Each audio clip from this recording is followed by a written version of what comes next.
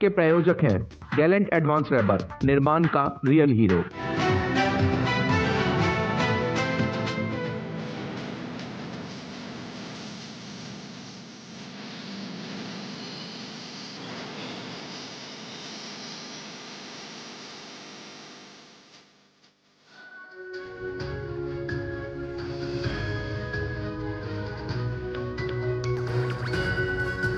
नमस्कार, news night में आप सभी का स्वागत है। मैं हूं ऋतु वर्मा। दिन भर की बड़ी खबरों के विश्लेषण के साथ एक बार फिर हम आपके सामने हैं। प्रधानमंत्री आज जलगांव में थे। मौका था लखपति दीदी सम्मेलन का, लेकिन इस मंच से प्रधानमंत्री ने एक बार फिर दोहराया कि देश में महिलाओं के खिलाफ जो अपराध हो रहे हैं उनके खिलाफ कानून को और सख्त और मजबूत किया जा रहा है। साथ ही उन्होंने कहा कि महिलाओं के खिलाफ किसी भी तरह का अपराध अक्षम्य है। और जिक्र, क्योंकि हम देख रहे हैं लगातार कोलकाता की ट्रेनी डॉक्टर के रेप और हत्या मामले पर जिस तरह से देश में आक्रोश था, उस लिहाज से भी प्रधानमंत्री ने जब आज इस मंच से ये कहा कि दोषियों को बख्शा नहीं जाएगा और महिलाओं के खिलाफ अपराध अक्षम्य है, तो ये समझा जा सकता है कि केंद्र किस तरह से सख्त दिखाई देता है इस पूरी घटना पर और महिलाओं के खिलाफ जो हो रहे अपराध हैं उन्हें लेकर। वहीं दूसरी तरफ, क्योंकि मौका था लखपति दीदी सम्मेलन का, तो प्रधानमंत्री ने ये भी कहा, जहां एक तरफ 11 लाख लखपति दीदी को सर्टिफिकेट दिए, तो वहीं उन्होंने कहा कि ग्रामीण अर्थतंत्र का एक अहम हिस्सा लखपति दीदी हो रही है। किस तरह से विकसित भारत की इस यात्रा में भी लखपति दीदी की अहम भूमिका है, इस पर करेंगे हम विस्तार से चर्चा। इसी के साथ आपको बता दें, केंद्रीय चुनाव समिति की भी इस समय बैठक चल रही है। भाजपा मुख्यालय पर प्रधानमंत्री वहां मौजूद हैं, उसका अपडेट भी आपको देंगे। साथ ही साथ दिन भर की बड़ी खबरों पर भी नजर डालेंगे, लेकिन उससे पहले आइए शुरुआत करेंगे अभी तक की बड़ी खबरों के साथ। नारी शक्ति को प्रधानमंत्री की सौगात। जलगांव में लखपति दीदी सम्मेलन के दौरान 11 लाख नई लखपति दीदियों को सौंपे प्रमाण पत्र। 5,000 करोड़ रुपए के बैंक ऋण की भी जारी। कहा, देश को तीसरी आर्थिक महाशक्ति बनाने में महिलाओं की अहम भूमिका।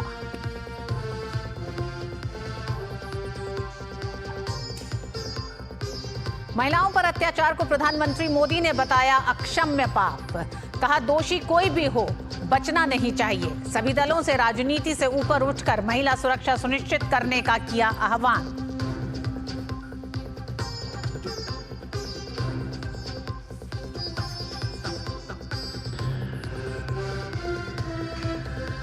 प्रधानमंत्री ने जोधपुर में राजस्थान हाईकोर्ट के प्लेटिनम जुबली समापन समारोह को किया संबोधित। कहा, सेक्युलर सिविल कोड पर पहली बार कोई सरकार इतनी मुखर। विकसित भारत में सरल, सुलभ और सहज न्याय की गारंटी को बताया बेहद जरूरी। मन की बात कार्यक्रम में प्रधानमंत्री मोदी ने की अंतरिक्ष क्षेत्र के सुधारों की सराहना। कहा, गैर राजनीतिक पृष्ठभूमि वाले युवाओं के राजनीति में प्रवेश से देश के भविष्य को बदलने में मिलेगी मदद। संस्कृत भाषा की दुनिया में बढ़ती लोकप्रियता पर जताई खुशी।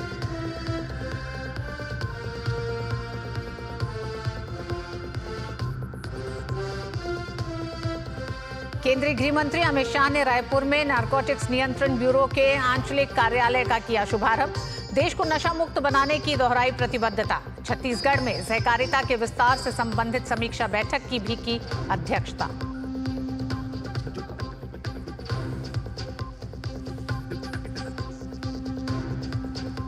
यूनिफाइड पेंशन स्कीम का देश भर के केंद्रीय कर्मचारियों ने किया स्वागत। केंद्रीय कैबिनेट के बाद महाराष्ट्र कैबिनेट ने भी यूपीएस को दी मंजूरी।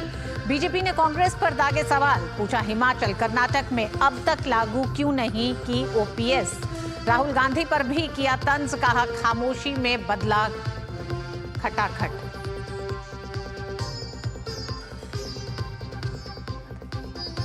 कोलकाता दुष्कर्म और हत्याकांड के मुख्य आरोपी संजय रॉय का पॉलीग्राफ टेस्ट। घटना की तह तक पहुंचने का प्रयास जारी। मेडिकल कॉलेज के पूर्व प्रिंसिपल संदीप घोष पर सीबीआई का कसा शिकंजा। वित्तीय अनियमितता के मामले में कोलकाता में 15 स्थानों पर सीबीआई के छापे।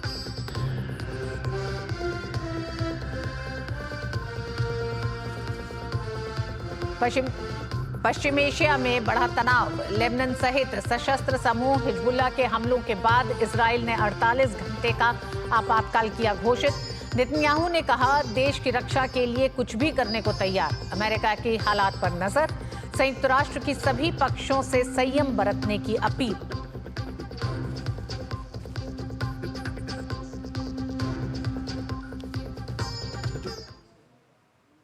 महाराष्ट्र के जलगांव में आयोजित हुआ लखपति दीदी सम्मेलन। प्रधानमंत्री ने जलगांव महाराष्ट्र में लखपति दीदी कार्यक्रम में भाग लिया।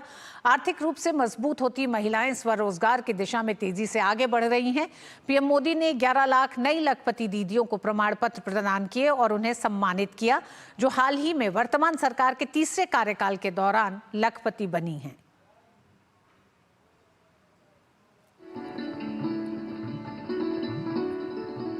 प्रधानमंत्री मोदी के तीसरे कार्यकाल के पहले 100 दिन में एक बड़ी उपलब्धि हासिल हुई है। देश के लखपति दीदियों की संख्या में 11 लाख का इजाफा हुआ है। जलगांव में लखपति दीदी के सम्मेलन में प्रधानमंत्री ने ऐसी ही दीदियों का सम्मान किया और उन्हें सर्टिफिकेट वितरित किए। प्रधानमंत्री ने कहा कि लखपति दीदी योजना का लक्ष्य सिर्फ कमाई बढ़ाने तक सीमित नहीं है, बल्कि ये पीढ़ियों को सशक्त कर रही है। जब किसी बहन की कमाई बढ़ती है तो परिवार के पास खर्चने के लिए पैसे भी ज्यादा जुड़ते हैं।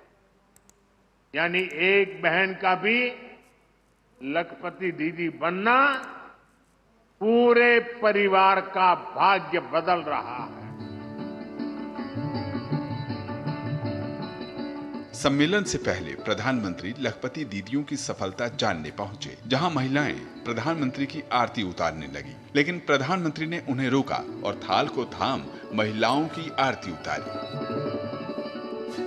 देश भर के विभिन्न हिस्सों से आई लखपति दीदियों ने अपने संघर्ष और प्रेरणा का हाल प्रधानमंत्री को सुनाया।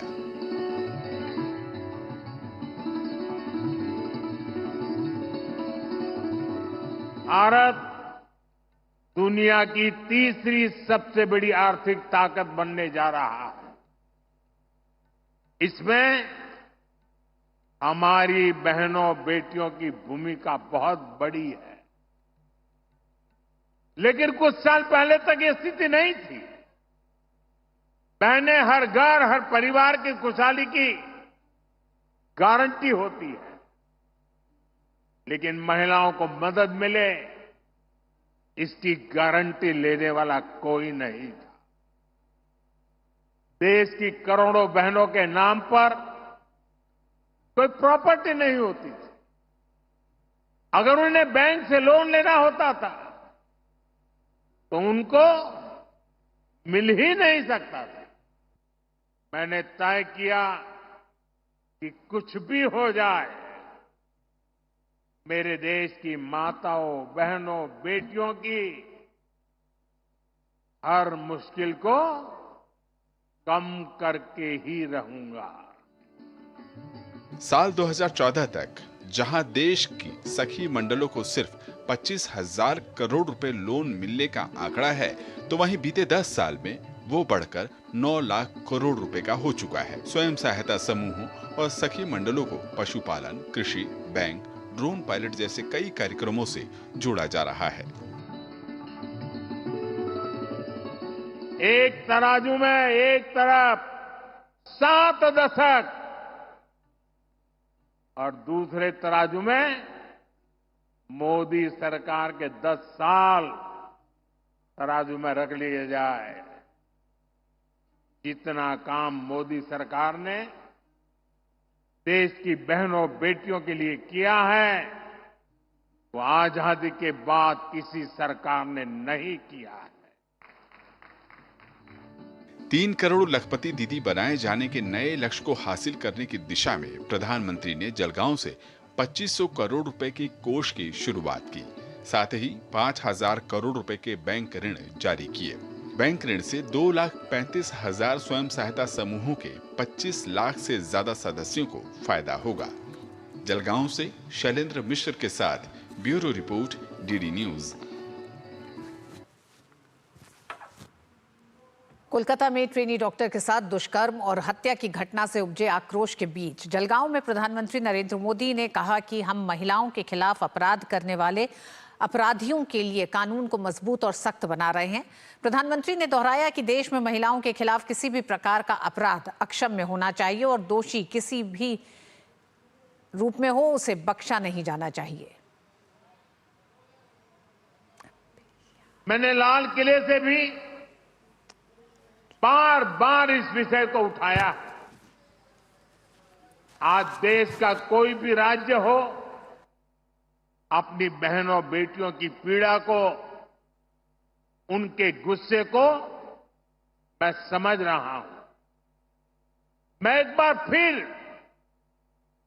देश के हर राजनीतिक दल से कहूंगा, हर राज्य सरकार से कहूंगा कि महिलाओं के खिलाफ अपराध अक्षम्य पाप है। दोषी कोई भी हो, वो बचना नहीं चाहिए। उसको किसी भी रूप में मदद करने वाले बचने नहीं चाहिए। अस्पताल हो, स्कूल हो, दफ्तर हो या फिर पुलिस व्यवस्था, जिस भी स्तर पर लापरवाही होती है, सबका हिसाब होना चाहिए। ऊपर से नीचे तक मैसेज एकदम साफ जाना चाहिए। ये पाप अक्षम्य है। अरे सरकारें आती रहेगी, जाती रहेगी, लेकिन जीवन की रक्षा और नारी गरिमा की रक्षा इस समाज के रूप में भी और सरकार के रूप में भी हम सबका बड़ा दायित्व है। जलगांव में लखपति दीदी सम्मेलन में प्रधानमंत्री ने लखपति दीदियों का सम्मान किया और उन्हें सर्टिफिकेट वितरित किए। इस दौरान देश के कोने कोने से आई लखपति दीदियों ने अपने संघर्ष के बारे में बताया और पीएम मोदी को अपनी प्रेरणा का स्रोत बताया। उन्होंने ये भी बताया कि कैसे वो सरकार की योजनाओं का लाभ उठाते हुए स्वरोजगार के जरिए आर्थिक रूप से मजबूत हो रही हैं।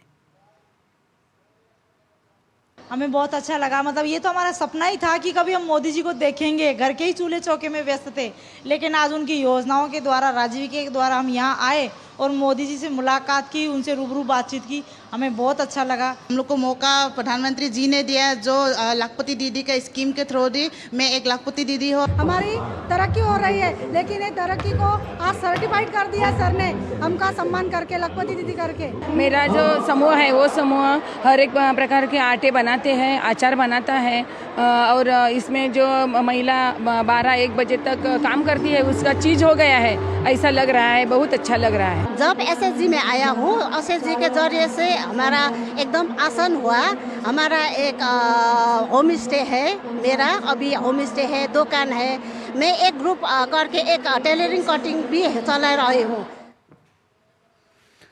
और स्वयं सहायता समूह न सिर्फ महिलाओं को राजनीतिक, सामाजिक और आर्थिक रूप से मजबूत करती हैं, बल्कि स्वयं सहायता समूह ग्रामीण अर्थव्यवस्था की एक मजबूत कड़ी भी हैं।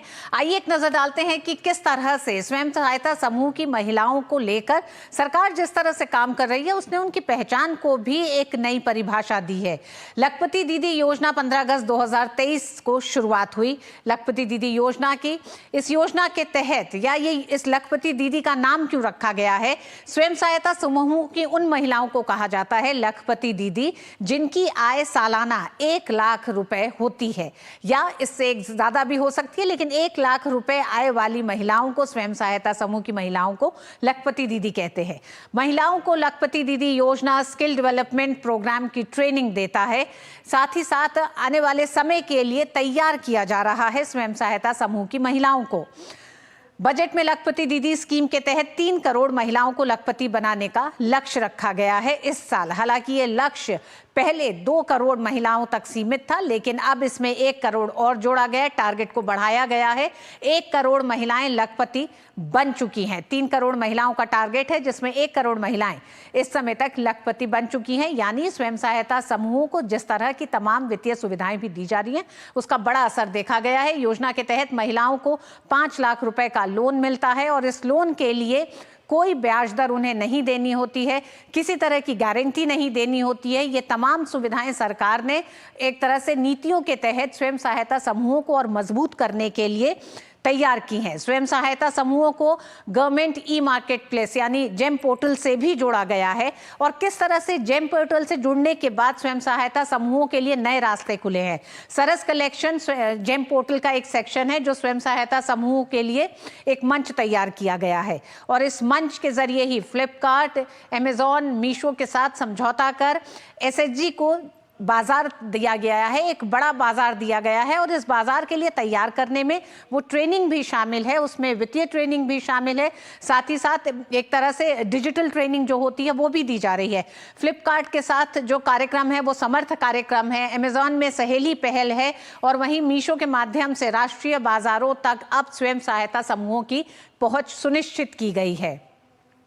तो निश्चित तौर पे एक बड़ा बाजार मिला है और इस तरह से इनको डिजिटल प्लेटफॉर्म के साथ जोड़ने की वजह से मानवीय हस्तक्षेप कम हुआ है, इसी के साथ साथ लागत में बचत हुई है, दक्षता बढ़ी है, इंक्लूसिवनेस बढ़ा है यानी कि समावेशिता बढ़ी है और साथ ही साथ ट्रांसपेरेंसी आई है, पारदर्शिता बढ़ी है।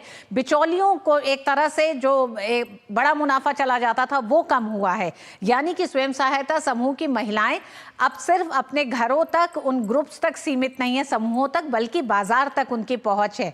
एसएचजी उत्पादों की ऑनलाइन मार्केटिंग के लिए ई कॉमर्स प्लेटफॉर्म भी शुरू किया गया है जो esaras.in है। इस प्लेटफॉर्म को इन महिलाओं के लिए ही शुरू किया गया है।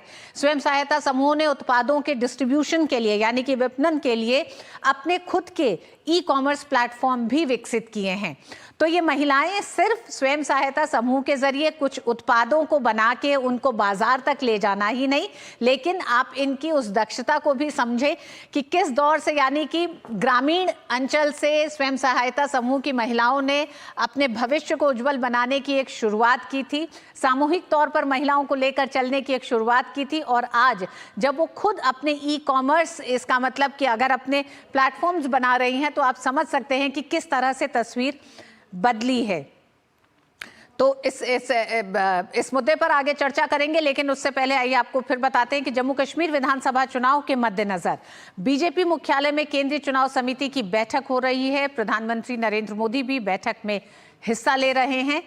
बैठक में हिस्सा लेने के लिए बीजेपी मुख्यालय पहुंचने पर बीजेपी अध्यक्ष जेपी नड्डा ने पीएम का स्वागत किया। भाजपा केंद्रीय चुनाव समिति की बैठक में भाजपा अध्यक्ष जेपी नड्डा के अलावा जम्मू कश्मीर बीजेपी से जुड़े वरिष्ठ नेता भी हिस्सा ले रहे हैं।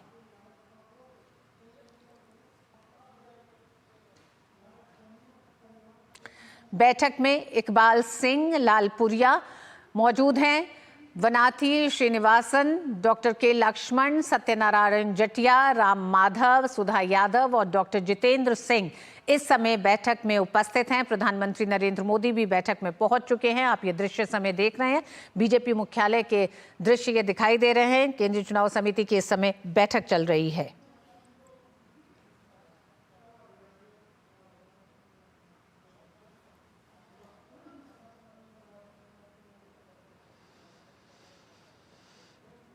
जम्मू कश्मीर और हरियाणा में विधानसभा चुनाव के लिए पार्टी के उम्मीदवार तय किए जाएंगे इस बैठक में, या तय किए जाने की पूरी प्रक्रिया एक तरह से शुरू हो सकती है।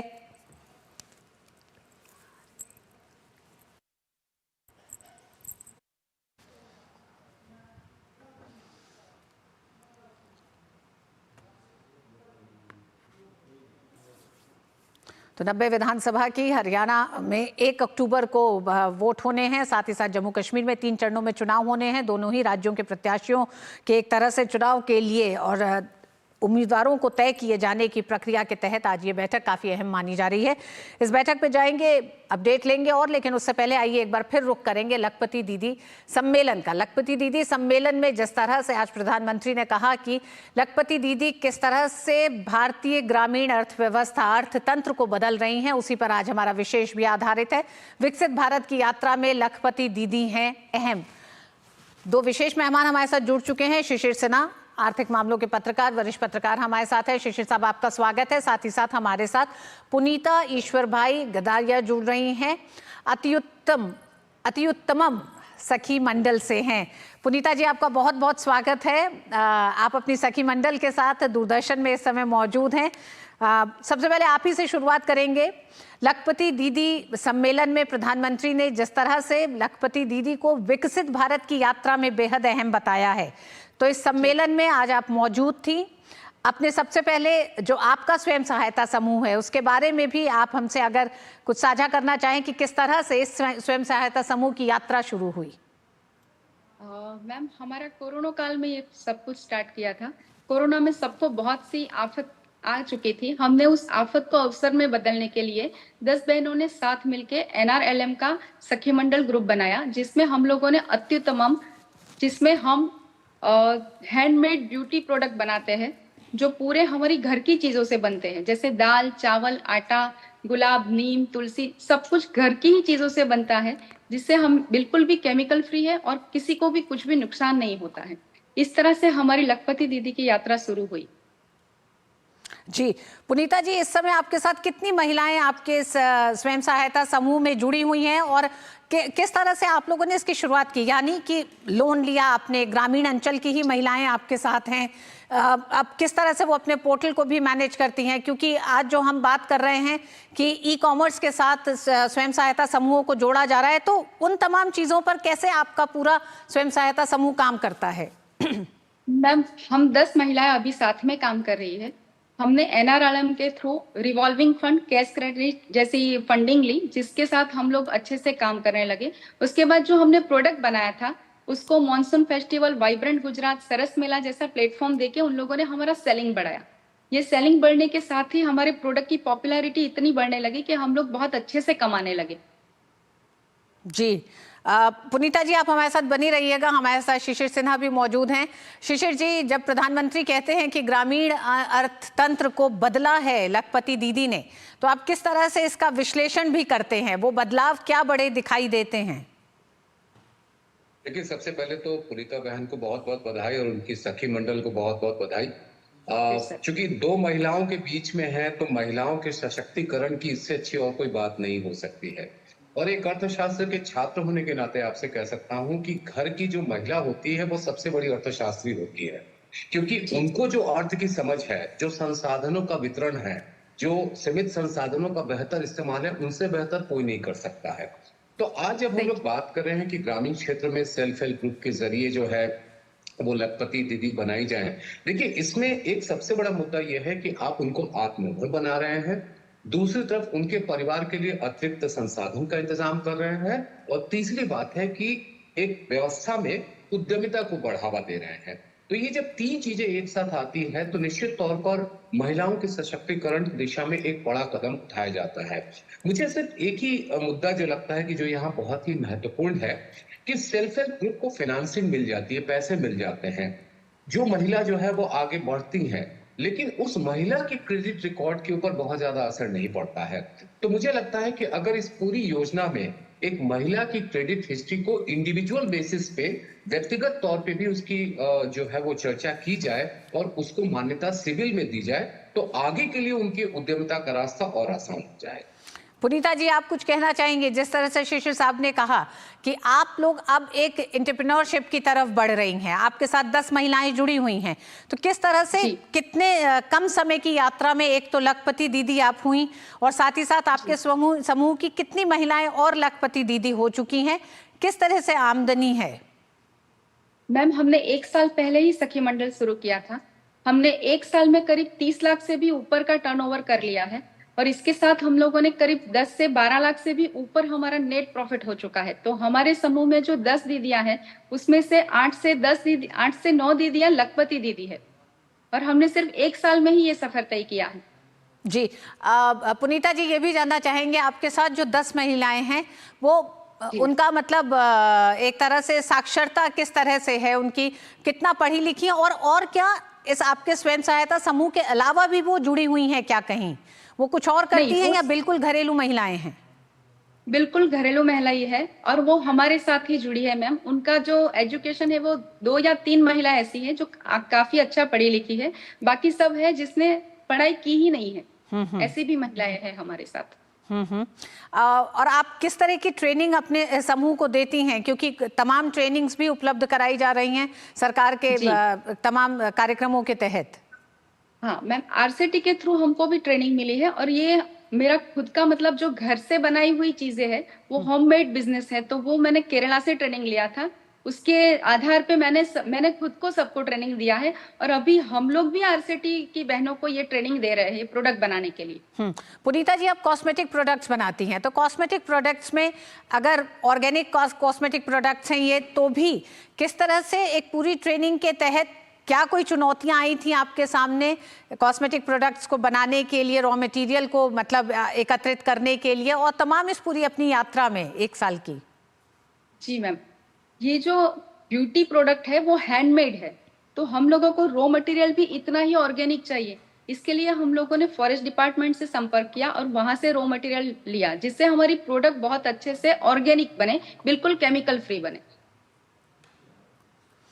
ठीक, शिशिर साहब, मुझे लगता है कि जिस आर्थिक सशक्तिकरण की हम बात कर रहे हैं उसमें महिलाओं के पास वो कौशल तो है, लेकिन जो एक लंबे समय में देखा गया है, क्योंकि कई इस तरह की स्टडी ये बताती रही हैं कि स्वयं सहायता समूहों तक ट्रेनिंग की एक कमी रही थी, एक वित्तीय संसाधनों की कमी रही थी, जिसको भी पूरा किया गया है, क्योंकि जिस तरह से लोन उपलब्ध कराया गया स्वयं सहायता समूहों को बिना ब्याज के, बिना गारंटी के, उसने उस मुश्किलों को दूर किया है। लेकिन अभी भी आप किस तरह की चुनौतियां देखते हैं, क्योंकि टारगेट बड़ा है, सरकार का 3 करोड़ लखपति दीदी बनाने का टारगेट है? तो उसके पहले एक आपको सक्सेस स्टोरी एक महिला से जुड़े हुए उनको मैं साझा करना चाहूंगा। कन्नौज में मिट्टी के इत्र की बात हुई, बरसात में जो मिट्टी की खुशबू होती है उसके इत्र बनाने की बात हुई, और उसे एक महिला ने ही तैयार किया है, और वो इत्र जो है वो काफी महंगा है, और लेकिन उसकी खुशबू जो है वो अपने आप में अनूठा है। तो देखिए, यही स्किलिंग है। स्किलिंग के लिए हम कई जगहों पे अलग अलग संस्थानों की बात करते हैं। वो स्किलिंग आपको, जो काम आपको आता है उसको और बेहतर करने की बात करता है। तो आपका जो मूल सवाल था कि अब आगे क्या किया जाना चाहिए, तो आपके पास जो स्किल आ गया उसको आप कैसे री-स्किल कर सकते हो और आप कैसे अप स्किल कर सकते हो, क्योंकि आपने एक लक्ष्य हासिल कर लिया कि आपने लखपति बनना है, लेकिन इसके बाद अगला लक्ष्य क्या है, उसके लिए आपको जरूरत है अप स्किलिंग की। उसके बाद अगला लक्ष्य क्या है, उसके लिए आपकी जरूरत है री स्किलिंग की। तो अभी आपने देखा होगा कि बजट में जो 5 योजनाओं का जिक्र किया गया युवाओं के लिए, उसमें अप स्किलिंग और री स्किलिंग पे काफी जोर दिया गया है। मुझे लगता है कि national rural livelihood mission NRLM के तहत, हाँ, जो दीनदयाल अंत्योदय योजना के तहत जो है जिसको लागू किया जाता है, उसमें अगर आप स्किलिंग और रीस्किलिंग पे भी ज्यादा जोर दिया जाए, तो आज जब हम लखपति दीदी की बात कर रहे हैं, हो सकता है कि कुछ सालों में हमारे पास करोड़पति दीदी का कंसेप्ट आ जाए। ये कोई नामुमकिन चीज नहीं है, कोई असंभव वाली बात नहीं है, लेकिन उसके लिए बहुत जरूरी है कि जो कुछ भी उनकी पारंपरिक कलाएं हैं, जैसे मैंने आपको एक उदाहरण दिया मिट्टी के इत्र की, इस तरह की बहुत सारी पारंपरिक चीजें हैं, उनको बढ़ावा दे दिया जाए तो निश्चित तौर पे आप एक नई व्यवस्था आप देखेंगे महिला सशक्तिकरण की दिशा। शिशिर साहब, क्या आपको लगता है कि अमेजन, फ्लिपकार्ट और इन सब के तमाम रास्ते जो खोले गए, ई कॉमर्स और जेम के साथ जो जोड़ा गया, वो एक बड़ा प्रयास तो दिखाई देता है, और किस तरह से 2500 करोड़ का जो रिवॉल्विंग फंड है ये आने वाले समय में स्वयं सहायता समूहों को मदद करेगा? देखिए, पहली बात, ई कॉमर्स वेबसाइट निश्चित तौर पर एक बहुत बड़ी जिसे कहा जाए मददगार है। मददगार इस संदर्भ में है क्योंकि बाजार तक पहुंचना आसान नहीं होता है। जब डिजिटल माध्यम आपको ये सुविधा दे दे तो निश्चित तौर पर आपके लिए बाजार में पहुंचना आसान हो जाता है। अब 2 चीजों पे अगर जोर दिया जाए, जैसा कि मैंने पहले कहा था कि जो सेल्फ हेल्प ग्रुप की जो मेंबर्स हैं, जो सदस्य हैं, उनका भी क्रेडिट हिस्ट्री रिकॉर्ड हो सिविल में, तो इससे उनके लिए आगे का रास्ता और बेहतर होगा, आगे वो उनकी उद्यमिता और बेहतर हो सकेगी। दूसरा, जीएसटी को लेकर के उनको ट्रेन किया जाए, क्योंकि आजकल जो बड़ी कंपनियां हैं किसी भी छोटे उद्यमी से कारोबार करने के लिए सबसे पहली चीज जो ढूंढती हैं कि वो जीएसटीएन उनके पास है कि नहीं। तो हम उन सेल्फ हेल्प ग्रुप में और मेंबर्स दोनों को जीएसटीएन अगर जीएसटी की ट्रेनिंग दे सके तो उन महिलाओं के लिए उद्यमिता के मामले में आगे बढ़ना और आसान हो सके। पुनीता जी, जिस तरह से शिशिर जी भी कह रहे हैं कि एक बड़ी ट्रेनिंग यानी कि जीएसटी की ट्रेनिंग की भी बात कर रहे हैं, आज आप उस सम्मेलन में थी, देश भर से तमाम लखपति दीदी और उनके समूह की महिलाएं थी, तो किस तरह से उस इंटरेक्शन में आपको लगा कि बिल्कुल ग्रामीण अंचल से जो महिलाएं आ रही हैं उनके लिए क्या कुछ चुनौतियां दिखाई देती हैं इस सफर में? मैम, हम लोगों ने तो हमारे सारी रजिस्ट्रेशन करवा दिया था। सब सर्टिफिकेट्स जरूरी होता है सब बहनों के लिए, सब प्रोडक्ट के लिए, पर वो सारी महिलाओं के पास नहीं है वो सुविधा। तो उसके लिए सरकार को कुछ उनको एडवाइस करना चाहिए, कैसे करना है, क्या करना है। हमारे पास कुछ है, जीएसटी और सारे प्रोडक्ट के जो रजिस्ट्रेशन चाहिए वो सब कुछ हमने करवा के रखे, WHO, ISR, वो नहीं होता है। उसके लिए हम कुछ सहायता कर पाए तो बहुत अच्छा है। सिर्फ बहनों को उसके लिए गाइड करना होता है, सब बहनों को वो नहीं मिलता है, इसलिए सिर्फ गाइडेंस चाहिए उनको, और कुछ नहीं। जी शिशिर साहब, ये भी आत्मविश्वासी है क्योंकि ये तमाम उन महिलाओं के साथ काम कर रही हैं। आप सोचिए, मतलब वो ग्रामीण महिलाएं एक समय जिनको कहा जाता था कि मुश्किल टर्मिनोलॉजी वो उन्हें नहीं समझ में आती होगी, इस तरह की बात की जाती थी। जब हमारी मतलब NAM भी जब शुरुआत हुई उस समय भी ये कहा जाता था कि वो कहाँ से उन दवाओं के नाम पढ़ सकेंगी या जान सकेंगी, लेकिन आज की तारीख में बहुत ज़्यादा बड़े परिवर्तन आ चुके हैं। ऐसे में जब हम बात करते हैं कि तीसरे कार्यकाल में ही 11 लाख लखपति दीदी बन गई हैं, चुनौती भी बड़ी क्या आपको लगती है कि टारगेट को पूरा करने के साथ साथ तमाम ऐसे एक तरह से क्षेत्र खोलने की जरूरत है जहां महिलाओं तक ज्यादा से ज्यादा पहुंचा जा सके? मुझे लगता है कि देखिए, आप लक्ष्य अगर बड़े नहीं रखेंगे तो उसको हासिल नहीं कर सकते। लक्ष्य आपको बड़ा रखना है, उसके लिए बड़ा सोचना होगा।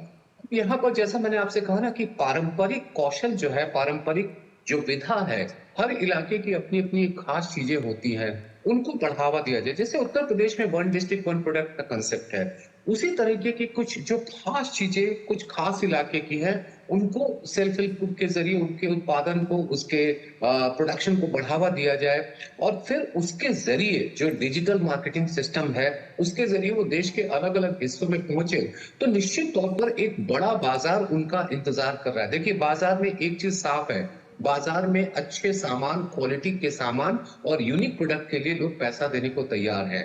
हमें उन चीजों को बाजार तक लाना है। वो गांव देहात, एक कस्बे, एक छोटी शहर तक सीमित रहे, उससे बात नहीं बनेगी।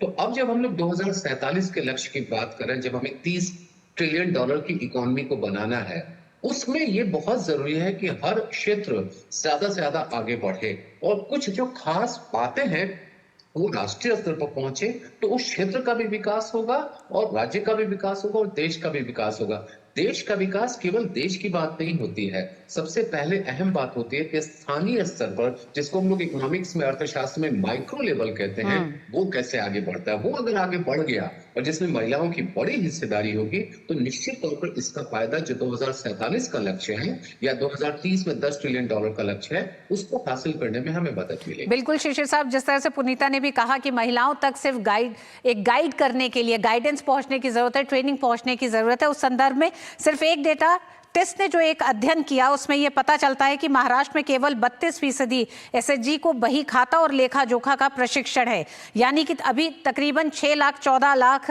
स्वयं सहायता समूह हैं, 32% हुआ करीब 2 लाख, तो संख्या बहुत कम है। काम बहुत किए जाने की ज़रूरत है। स्वयं सहायता समूह की महिलाओं के साथ मिलकर उनको ट्रेनिंग, अपस्किलिंग के लिए इस समय सरकार को कई इस तरह के एक तरह से आयाम तैयार करने हैं जहां उन्हें सुविधा के साथ ये तमाम ट्रेनिंग मिल सके। बहुत बहुत धन्यवाद पुनीता जी, आपका भी हमारे साथ जुड़ने के लिए, शिशिर साहब आपका भी इस चर्चा में शामिल होने के लिए। वक्त एक छोटे से ब्रेक का। भारत में सालाना हजारों लोग हाथी पांव नाम की बीमारी की चपेट में आकर जीवन भर के लिए अपाहिज हो जाते हैं। हाथी पांव एक मच्छर के काटने से फैलता है। हाथी पांव का कोई इलाज नहीं है। साल में सिर्फ एक बार सरकार द्वारा दी हुई मुफ्त दवाएं खाएं और इस बीमारी से अपने आप को और अपने परिवार को बचाएं। 10 अगस्त को हाथी पांव से बचाव की दवा अवश्य खाएं। अपने आप को और अपने परिवार को इस दर्दनाक बीमारी से बचाएं। भारत सरकार द्वारा जनहित में जारी। ये विशाल है ना, इसका सब प्रॉपर चलता है। कल उसके बैंक अकाउंट में 15,000 रुपए का फ्रॉड हुआ है, पता है? इसको तो कोई टेंशन ही नहीं होती है, देखना। टेंशन क्यों? मेरी कोई गलती नहीं थी। फिर भी फ्रॉड होने पर मैंने तुरंत बैंक को इन्फॉर्म कर दिया। RBI कहता है अगर आपके अकाउंट से किसी ने धोखे से पैसे निकाले हैं तो बैंक को जल्द से जल्द इन्फॉर्म कीजिए। 3 दिन के अंदर इन्फॉर्म किया तो कोई नुकसान नहीं होगा। जितना लेट करोगे उतना ज्यादा नुकसान। और सुन, सब चलता नहीं है, प्रॉपर चलाना पड़ता है। आरबीआई कहता है जानकार बनिए, सतर्क रहिए। बात जब पीढ़ियों के लिए बनने वाले घर की हो तो जिम्मेदारी बड़ी हो जाती है। गैलेंट समझता है ये जिम्मेदारी। अब डबल एम रिब्स के साथ गैलेंट एडवांस TMT रीबार, निर्माण का रियल हीरो। सोना सिर्फ कहना नहीं होता, कभी पुश्तैनी पहचान तो कभी प्यारी सी याद होती है। लाइफ में आगे बढ़ने के लिए उसी सोने से गोल्ड लोन लेने का फैसला समझदारी का होता है। मुथूट फाइनेंस ये बात समझते हैं, इसीलिए वो ईमानदारी, सच्चाई और आपके विश्वास को सबसे बढ़कर मानते हैं। मुथूट फाइनेंस, सदियों का भरोसा हमेशा के लिए। तो गोल्ड लोन के लिए कॉल करें 1-800-313-1212।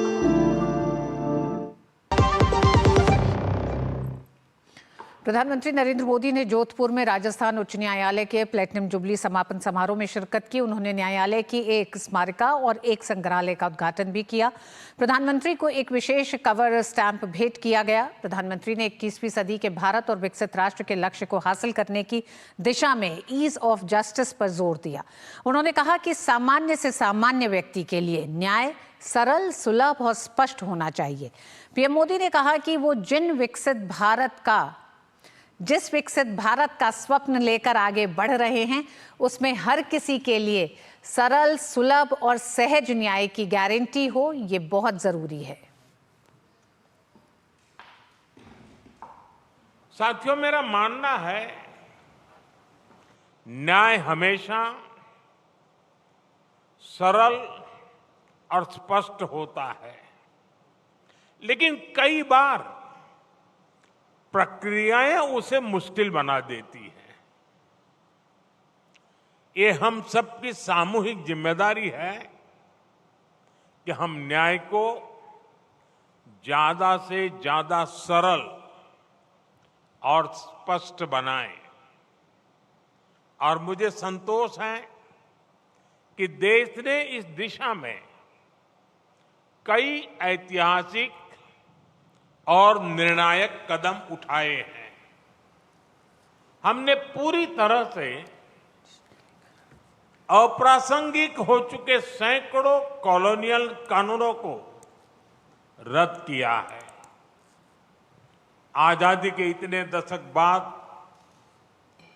गुलामी की मानसिकता से उभरते हुए देश ने इंडियन पिनल कोड की जगह भारतीय न्याय संहिता को एडॉप्ट किया है। डिजिटलीकरण और तकनीक का न्याय व्यवस्था में अधिक से अधिक इस्तेमाल को लेकर प्रधानमंत्री ने सभी का आह्वान किया। उन्होंने कहा कि e-court, national judicial data grid जैसे सभी पहलों के सकारात्मक परिणाम आ रहे हैं। देश की 18,000 कोर्ट कंप्यूटराइज हो चुकी है। 3,000 से ज्यादा कोर्ट और 1,200 से ज्यादा जेल वीडियो कॉन्फ्रेंसिंग की सुविधा से जुड़ चुकी हैं। प्रधानमंत्री ने एक बार फिर सेक्युलर सिविल कोड का जिक्र करते हुए कहा कि भले ही पहली बार कोई सरकार इस मुद्दे पर इतनी मुखर हुई है, लेकिन न्यायपालिका दशकों से इसकी वकालत करती आई है। न्यायपालिका ने अनेकों बार ऐसे विषयों पर राष्ट्र प्रथम, नेशन फर्स्ट के संकल्प को सशक्त किया है। जैसे आपको ध्यान होगा, अभी इसी 15 अगस्त को मैंने लाल किले से सेक्युलर सिविल कोड की बात की है। इस मुद्दे पर भले ही कोई सरकार पहली बार इतनी मुखर हुई हो, लेकिन हमारी जुडिशरी दशकों से इसकी वकालत करती आई है। राष्ट्रीय एकता के मुद्दे पर न्यायपालिका का ये स्पष्ट रुख न्यायपालिका पर देशवासियों में भरोसा और बढ़ाएगा। मन की बात कार्यक्रम में प्रधानमंत्री नरेंद्र मोदी ने अंतरिक्ष क्षेत्र में हुए सुधारों की सराहना की है। उन्होंने कहा है कि इससे देश के युवाओं को लाभ हुआ है। प्रधानमंत्री ने कहा कि गैर राजनीतिक पृष्ठभूमि वाले युवाओं के राजनीति में प्रवेश से देश के भविष्य को बदलने में सहायता मिलेगी। पीएम ने हर घर तिरंगा अभियान से लेकर उत्तराखंड के अल्मोड़ा की प्रसिद्ध बाल मिठाई तक का जिक्र किया। उन्होंने संस्कृत भाषा की दुनिया में बढ़ती लोकप्रियता पर भी खुशी जताई।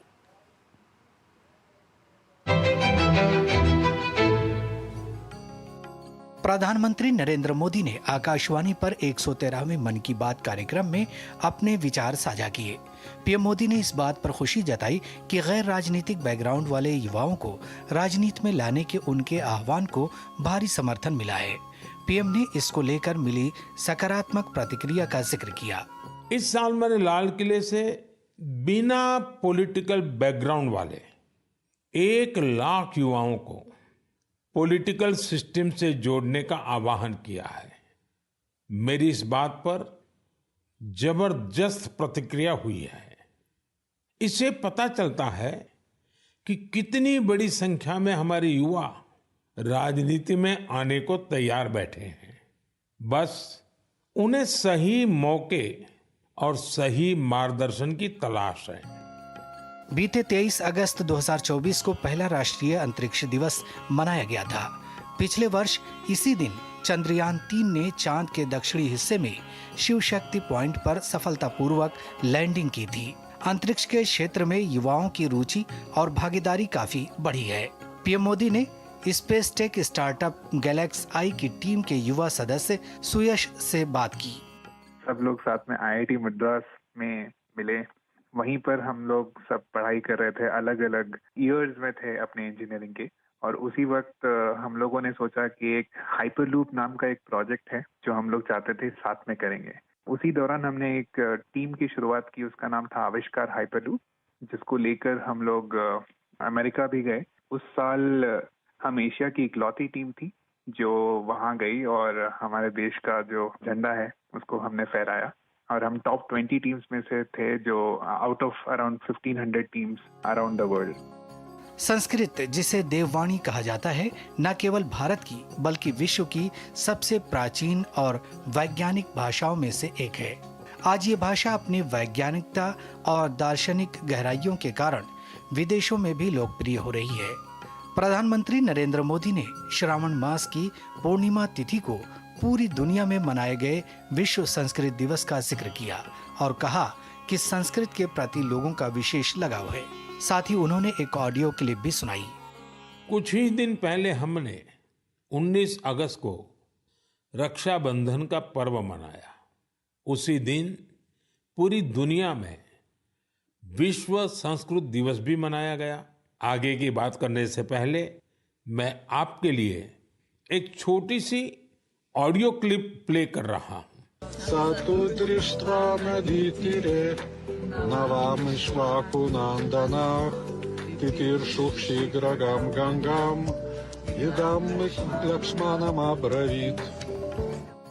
प्रधानमंत्री नरेंद्र मोदी ने मन की बात में उत्तराखंड के अल्मोड़ा की प्रसिद्ध बाल मिठाई का भी जिक्र किया, जो कुमाऊं की सांस्कृतिक नगरी अल्मोड़ा की पहचान बन चुकी है। रक्षित, आप उत्तराखंड में कहाँ से हैं? सर, अल्मोड़ा से हूँ। तो बाल मिठाई वाले हैं आप? जी सर, बाल मिठाई हमारी फेवरेट है।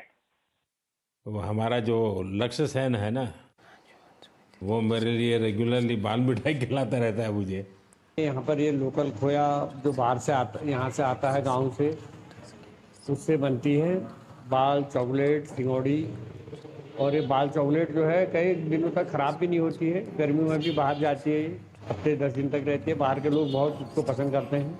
मन की बात में प्रधानमंत्री ने फिट इंडिया अभियान के साथ साथ पोषण अभियान का जिक्र कर लोगों से जुड़ने की अपील की।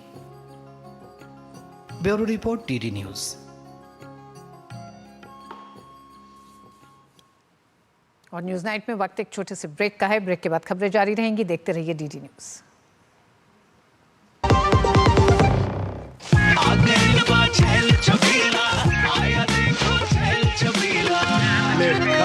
अच्छा भैया, मेरी गाय को भी अपने हाथों से चारा खिला दो। अरे खिलाई देते हैं। हमारी गाय भैया। क्या हो गया? पूरा का पूरा गांव यहाँ आ गया। भैया, इसी हाथ से चारा खिलाते हो, तभी तो आपके गाय भैंसों की ब्याज सबसे ज्यादा है। अरे पगले, ये चमत्कार इस हाथ का नहीं, हाथ में जो कपिला पशु आहार है उसका है, जो पशुओं की सेहत अच्छी रखता है और ब्याज भी बढ़ाता है। ले जाओ।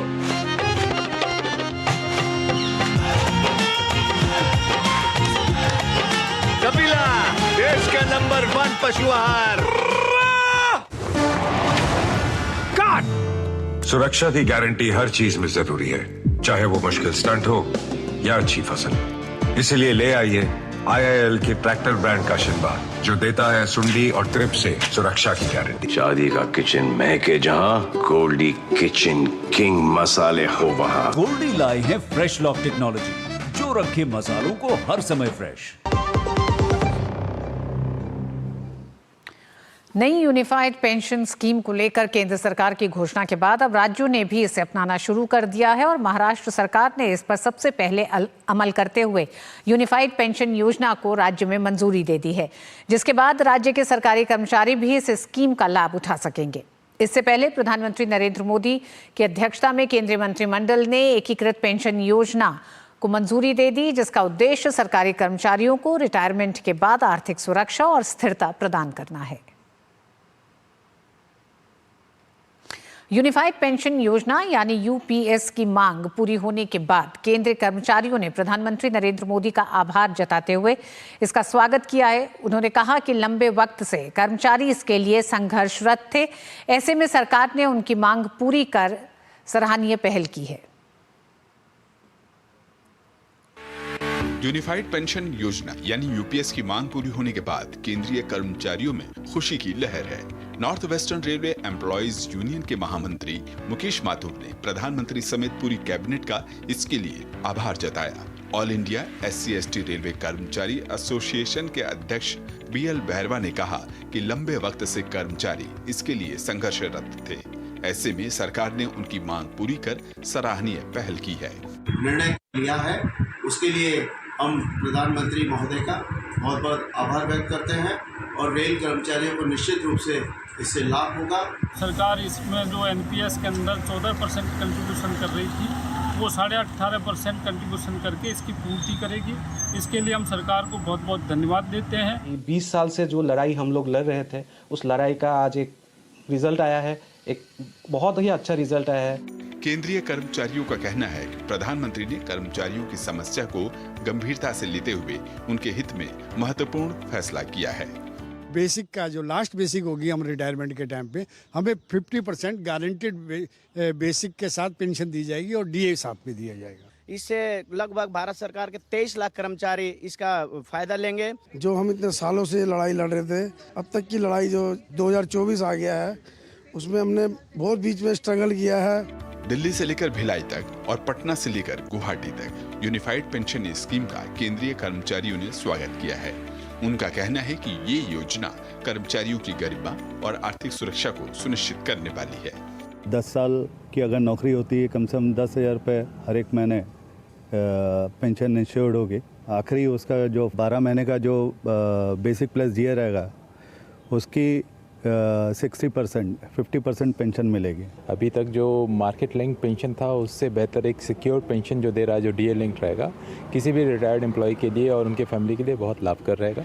Unified pension scheme national pension system यानी NPS से कैसे बेहतर है, इसे तुलनात्मक रूप से देखें तो इसके तहत केंद्र सरकार के कर्मचारियों को नौकरी के अंतिम वर्ष के 12 माह का मूल वेतन के औसत का 50% रिटायरमेंट के बाद प्रति माह पेंशन के रूप में मिलेगा, जबकि NPS में ऐसा कोई प्रावधान नहीं है। UPS में केंद्र सरकार का अंशदान 18% होगा, जबकि NPS में केंद्र की भागीदारी 14% की थी। UPS के तहत कर्मचारियों की मृत्यु पर पारिवारिक पेंशन का फायदा मिलेगा, जबकि NPS में ऐसा कोई प्रावधान नहीं था। UPS के तहत 10 साल की नौकरी पर भी कम से कम 10,000 की मासिक पेंशन मिलेगी, जबकि NPS में इस तरह का कोई प्रावधान नहीं है। UPS और NPS दोनों में ही कर्मचारियों का अंशदान 10% ही रहेगा। नई योजना 1 अप्रैल 2025 से प्रभावी होगी, लेकिन NPS की शुरुआत के समय से इसके तहत सेवानिवृत्त होने वाले लोग और 31 मार्च 2025 तक सेवानिवृत्त होने वाले लोग भी UPS के सभी लाभों के पात्र होंगे। उन्होंने जो भी पैसा निकाला है, उसे समायोजित करने के बाद उनका पिछला बकाया मिल जाएगा। Bureau report, DD news. Bhajpa ने केंद्र सरकार द्वारा घोषित यूनिफाइड पेंशन स्कीम को लेकर भाजपा नेता रविशंकर प्रसाद ने कहा कि मोदी सरकार जो भी फैसला करती है वो जनहित में होता है। देश के कर्मचारी देश के लिए काम करते हैं। सत्ता में कौन पार्टी है उसकी चिंता नहीं करते। और उनके कामों के कारण देश आगे बढ़ता है। यही माननीय प्रधानमंत्री जी ने अपने एक्स पर कमेंट में भी कहा है कि हमें उनके योगदान का बहुत सम्मान करना है और हम करते रहेंगे। तो ये एक बहुत बड़ी बात थी। नरेंद्र मोदी की सरकार कैसे काम करती है, सोच समझकर काम करती है, विचार करके काम करती है, एडहॉक निर्णय काम नहीं करती, और जो भी करती है वो जनहित में होता है। और यहां का जनहित 23 लाख कर्मचारी और उनके परिवार। और इस मसले पर बीजेपी नेता रविशंकर प्रसाद ने कांग्रेस को भी जमकर घेरा। उन्होंने कहा कि कांग्रेस सिर्फ चुनावी घोषणा करती है लेकिन अमल में नहीं लाती। उन्होंने कहा कि कांग्रेस ने भी चुनावी दावों में पुरानी पेंशन को लागू करने का वादा तो किया था, लेकिन अब भी किसी कांग्रेस शासित राज्य में पुरानी पेंशन स्कीम को लागू नहीं किया गया है। कांग्रेस पार्टी सिर्फ घोषणा ही करेगी, घोषणा के अमल में लाने का भी कभी काम करेगी। आज भारतीय जनता पार्टी के राष्ट्रीय मंच से एक हम सवाल करना चाहते हैं। कांग्रेस पार्टी ने पिछले 2 साल से ओल्ड पेंशन स्कीम को एक बहुत बड़ा तूफान बनाया था भारत की राजनीति में। समझ लो कि राहुल गांधी प्रियंका जी हो गई तो उनसे भी कहा दिया गया हिमाचल के चुनाव में कि हम ओल्ड पेंशन स्कीम को लागू करेंगे। जो हमारे दिल्ली के पत्रकार गए होंगे उनको याद होगा। राहुल गांधी से सवाल नंबर 1, आपकी सरकार ने हिमाचल में अभी तक ओल्ड पेंशन स्कीम लागू किया क्या? तो ओल्ड पेंशन स्कीम को लेकर भारतीय जनता पार्टी हमलावर है कांग्रेस पर। वक्त एक छोटे से ब्रेक का है। ब्रेक के बाद खबरें अभी और भी हैं, देखते रहिए डीजी न्यूज। बात जब पीढ़ियों के लिए बनने वाले घर की हो तो जिम्मेदारी बड़ी हो जाती है। गैलेंट समझता है ये जिम्मेदारी। अब डबल एम रिब्स के साथ गैलेंट एडवांस TMT रीबार, निर्माण का रियल हीरो।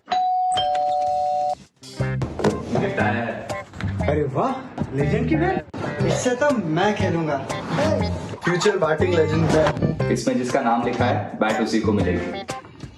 अरे यार, देखा, अगर इस पे मेरा नाम नहीं लिखा होता तो कितनी दिक्कत हो जाती। इसलिए RBI कहता है बैंक अकाउंट हो या बैंक लॉकर, उसमें नॉमिनी का नाम जरूर दर्ज करें ताकि आपकी जमा पूंजी उसी को मिले जिसे आपने नामित किया है। RBI कहता है जानकार बनिए, सतर्क रहिए।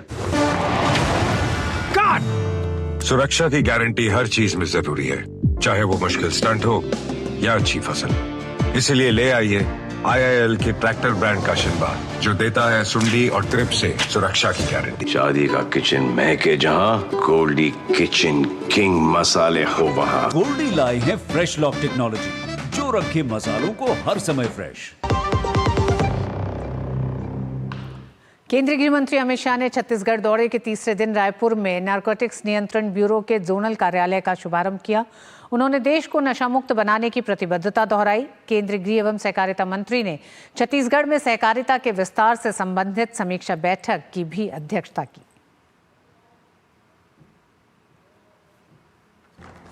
केंद्रीय गृह एवं सहकारिता मंत्री अमित शाह ने छत्तीसगढ़ के रायपुर में नारकोटिक्स कंट्रोल ब्यूरो के आंचलिक इकाई कार्यालय का ऑनलाइन उद्घाटन किया। साथ ही छत्तीसगढ़ में मादक पदार्थों के परिदृश्य पर समीक्षा बैठक की अध्यक्षता भी की। उन्होंने कहा कि मोदी सरकार हर राज्य में NCB के कार्यालय की स्थापना कर राज्य सरकारों के सहयोग से नशे के कारोबार को पूरी तरह समाप्त करेगी। उन्होंने नशा मुक्त भारत के संकल्प को समृद्ध, सुरक्षित और वैभवशाली भारत के निर्माण के लिए महत्वपूर्ण बताया। हमने लक्ष्य रखा है कि देश में हर राज्य में नारकोटिक कंट्रोल ब्यूरो की स्थापना की जाए और इसके माध्यम से राज्य सरकार का सहयोग कर ड्रग के दूषण को कंट्रोल करने का भारत सरकार का गृह मंत्रालय प्रयास करेगा। केंद्रीय गृह मंत्री ने कहा कि ड्रग्स से न केवल सिर्फ देश की युवा पीढ़ी बर्बाद होती है बल्कि देश की सुरक्षा भी कमजोर होती है। इसलिए सभी मिलकर नारकोटिक्स के खिलाफ जीरो टॉलरेंस की नीति पर आगे बढ़ें और PM मोदी के नशा मुक्त भारत के संकल्प को पूरा करें। उन्होंने ड्रग्स मामलों की जांच में वैज्ञानिक तरीकों के इस्तेमाल और टॉप टू बॉटम और बॉटम टू टॉप अप्रोच के साथ पूरे नेटवर्क को ध्वस्त करने पर भी जोर दिया। ड्रग के डिटेक्शन, नेटवर्क का डिस्ट्रक्शन, कल्प्रिट का डिटेंशन और एडिक्ट का रिहेबिलिटेशन, ये 4 सूत्र पर ही हम सफल हो सकते हैं। पीट एनडीपीएस और संपत्ति जब्त करने के कानून के अधिकार का उपयोग करने में जो आदतन गुनहगार है, हमें कोई झिझक नहीं होनी चाहिए और मैं मानता हूं कि इसकी जितना उपयोग बढ़ेगा, इसको रोकने में हमें बड़ी सफलता मिलेगी। केंद्रीय गृह और सहकारिता मंत्री अमित शाह अपने छत्तीसगढ़ प्रवास के तीसरे दिन नवा रायपुर में सहकारिता के विस्तार को लेकर सहकार से समृद्धि पर समीक्षा बैठक भी की। केंद्रीय गृह मंत्री अमित शाह ने नवा रायपुर में निर्माणाधीन नवीन विधानसभा परिसर में पीपुल फॉर पीपल अभियान का शुभारंभ किया और एक पेड़ मां के नाम अभियान के तहत पीपल के पौधे का रोपण भी किया। उन्होंने नवा रायपुर में 204 करोड़ रुपए से अधिक के विकास कार्यों का लोकार्पण भी किया। रायपुर से डीडी न्यूज के लिए सोमेश पटेल और मनोज सुनाने की रिपोर्ट। तो न्यूज नाइट में वक्त एक छोटे से ब्रेक का। ब्रेक के बाद आपको दिखाएंगे कि श्री कृष्ण जन्माष्टमी के लिए किस तरह तैयार है मथुरा नगरी। मुथूट फाइनेंस, इंडिया का number 1 most trusted financial services brand. तो गोल्ड लोन के लिए कॉल करें 1-800-313-1212। बात जब पीढ़ियों के लिए बनने वाले घर की हो तो जिम्मेदारी बड़ी हो जाती है। गैलेंट समझता है ये जिम्मेदारी। अब डबल एम रिब्स के साथ गैलेंट एडवांस TMT रीबार, निर्माण का रियल हीरो। सुरक्षा की गारंटी हर चीज में जरूरी है, चाहे वो मुश्किल स्टंट हो या अच्छी फसल। इसीलिए ले आइए IIL के ट्रैक्टर ब्रांड का शिनबा, जो देता है सुंडी और ट्रिप से सुरक्षा की गारंटी। भारत में सालाना हजारों लोग हाथी पांव नाम की बीमारी की चपेट में आकर जीवन भर के लिए अपाहिज हो जाते हैं। हाथी पांव एक मच्छर के काटने से फैलता है। हाथी पांव का कोई इलाज नहीं है। साल में सिर्फ एक बार सरकार द्वारा दी हुई मुफ्त दवाएं खाएं और इस बीमारी से अपने आप को और अपने परिवार को बचाएं। 10 अगस्त को हाथी पांव से बचाव की दवा अवश्य खाएं। अपने आप को और अपने परिवार को इस दर्दनाक बीमारी से बचाएं। भारत सरकार द्वारा जनहित में जारी। उत्तर प्रदेश के मुख्यमंत्री योगी आदित्यनाथ मथुरा दौरे पर हैं। इस दौरान उन्होंने श्री कृष्ण जन्मोत्सव का उद्घाटन किया। साथ ही पीएम योगी ने सांस्कृतिक कार्यक्रम में भाग लिया और ब्रिज के विकास के लिए कई परियोजनाओं का शिलान्यास और उद्घाटन किया। इस मौके पर सीएम योगी ने कहा कि पीएम मोदी के नेतृत्व में इस क्षेत्र के विकास के लिए कई परियोजनाएं लेकर आए हैं।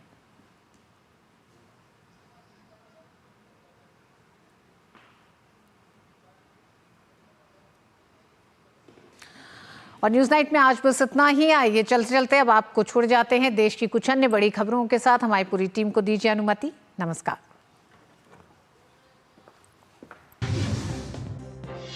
यूपी पुलिस कांस्टेबल भर्ती परीक्षा के तीसरे दिन भारी संख्या में छात्र विभिन्न सेंटरों पर परीक्षा देने पहुंचे। प्रदेश के सभी जिलों में पुलिस भर्ती परीक्षा को लेकर व्यापक तैयारियां की गई हैं। 60,000 से अधिक खाली पदों के लिए सिपाही भर्ती परीक्षा 23, 24, 25, 30 और 31 अगस्त को 2 पाली में होना सुनिश्चित की गई है। हरिद्वार स्थित स्वामी भूमानंद अस्पताल के 19वें वार्षिकोत्सव के अवसर पर केरल के राज्यपाल आरिफ मोहम्मद खान ने चिकित्सालय में कई नई सुविधाओं का उद्घाटन किया, जिनमें नवनिर्मित ब्लॉक, कंपोनेंट सेंटर तथा 5 अत्याधुनिक ऑपरेशन थिएटर एवं सर्जिकल ICU शामिल हैं। इस अवसर पर प्रसार भारती के अध्यक्ष नवनीत सहगल और दिल्ली से भाजपा सांसद मनोज तिवारी सहित उत्तराखंड के कृषि मंत्री सुबोध उनियाल विशिष्ट अतिथि के रूप में उपस्थित रहे। असम के नगांव जिले के धींग में हुए सामूहिक बलात्कार की घटना के बाद कानून व्यवस्था बनाए रखने के लिए सुरक्षा कर्मी तैनात किए गए हैं। सामूहिक बलात्कार की घटना के मुख्य आरोपी तफजुल इस्लाम का शव कल एक तालाब से बरामद किया गया था। राजस्थान के मुख्यमंत्री भजनलाल शर्मा ने ट्रेन से जोधपुर की यात्रा के दौरान ट्रेन में सवार यात्रियों से मुलाकात की और उनकी समस्याओं को जाना समझा। मुख्यमंत्री जोधपुर में हाईकोर्ट के होने वाले एक कार्यक्रम में शामिल होने के लिए ट्रेन से सफर कर रहे थे। राजौरी जम्मू कश्मीर राजौरी थन्ना मंडी DKG देहरा की गली बुफलियाज रोड घुमावदार सड़क को ठीक करने का काम युद्ध स्तर पर चल रहा है। भारी बारिश के कारण और भारी भूस्खलन के साथ बड़े पेड़ और मलबा गिर जाने से सड़क क्षतिग्रस्त हो गई है। बड़ी और आधुनिक मशीनरी के साथ कार्य किया जा रहा है। इस कार्य को करने के लिए बॉर्डर रोड ऑर्गेनाइजेशन दिन रात लगा हुआ है। तमिलनाडु में कोयम्बटूर के डॉक्टरों ने एक अनोखा ऐप डिवाइस विकसित किया है। इस ऐप की सहायता से मां के गर्भ में बच्चे के वजन का अनुमान लगाया जा सकेगा। इसके लिए मां के स्वास्थ्य संबंधी तथ्यों और मापदंडों को ऐप पर अपलोड किया जाएगा, जिसके आधार पर भ्रूण के विकास और वजन का अनुमान लगाया जा सकेगा। इस विशेष ऐप के लिए कोयम्बटूर के इन डॉक्टरों को पेटेंट प्रमाण पत्र भी दिया गया है। पंजाब के अमृतसर में एक एनआरआई के घर में हुई गोलीबारी की घटना के बाद से राजनीतिक पारा भी चढ़ गया है। इस गोलीबारी में एनआरआई गंभीर रूप से घायल हो गया है। इस घटना पर भाजपा नेता मनजिंदर सिंह सिरसा ने कहा कि जब से आम आदमी पार्टी की सरकार बनी है, राज्य में कानून व्यवस्था नाम की चीज नहीं रह गई है।